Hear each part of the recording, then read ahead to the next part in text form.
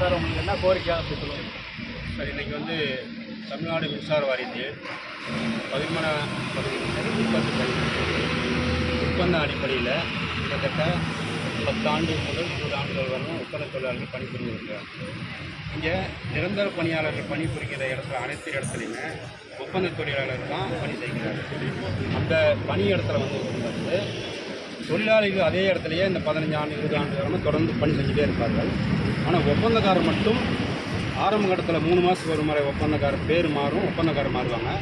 அதுக்கப்புறம் 6 மாதத்துக்கு ஒரு முறை ஒப்பந்தம் விட்டாங்க, பேர் மாறும், கான்ட்ராக்டுக்காரர் மாறுவாங்க. ஆனால் தொழிலாளி அதே இடத்துல அதே உற்பத்திக்கான தொழில் அதே பண்ணிட்டு இருந்தார். அதே தொழிலாளி அதே இடத்துல பண்ணிட்டு இருந்தாங்க. பகிர்மானத்தில் அதே மாதிரி தான்.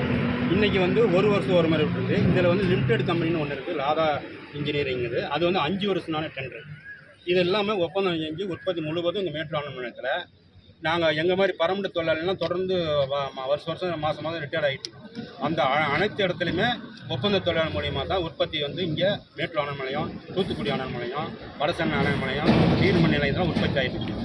பேரிட காலத்துங்களில் பகிர்மானத்தில் இருக்கிற பேரிட காலம் எல்லா காலத்துலேயும் ஒப்பந்த தொழிலாளர் எடுத்து தான் கம்மன் நடுவதுலேருந்து இது வந்து மின்தடை நீக்குதல் பணிகள்லாம் நடந்துட்டு இருக்குது. போன ஆட்சியில் தேர்தல் அறிக்கை ஐயா மாண்புமிகு மு.க. ஸ்டாலின் அவர்கள் 153 வந்து அறிக்கை கொடுத்தாரு. ஒப்பந்த தொழிலாளர் பரம நானும் பரமனு பண்ணலை. இந்த ஆட்சியில் வந்து 15,000 பேரை மின்சார வாரியத்துக்கு டிஎன்பிசி வழியாக நிரப்புவதாகவும், ஏடிஎம்கேவில் ஐயா எடப்பாடி ஐயா அவர் வந்து கேங்மேனுங்கிற பணியாளரை வந்து தேர்வு பண்ணி 5,000 பேர் விட்டுட்டாங்க. அந்த 5,000 பேர் போடுவதாக 20,000 பேர் மொத்தம் களப்பணியில் போடுவதாக மின்சாரத்துறை மினிஸ்டர் மாண்புமிகு நிர்மல்குமார் அவர்கள் அறிவித்தின் பேரில் எங்களை விட்டுட்டீங்க, நாங்கள் இங்கே வருஷ கணக்கில் ஒப்பந்த அடிப்படையில் கூலி வாங்கி உழைத்துக்கிட்டே இருக்கிறோம், உற்பத்தி குலைக்கின்றோம், பகிர்மானத்தை குலைக்கின்றோம்.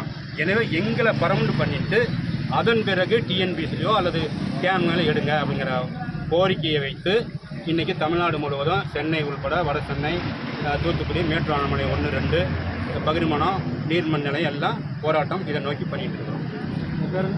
பேர் பகுத்தறிவுங்கிற பழனிசாமி, தொழிலாளர் விடுதலை முன்னணி மாநில தலைவர்.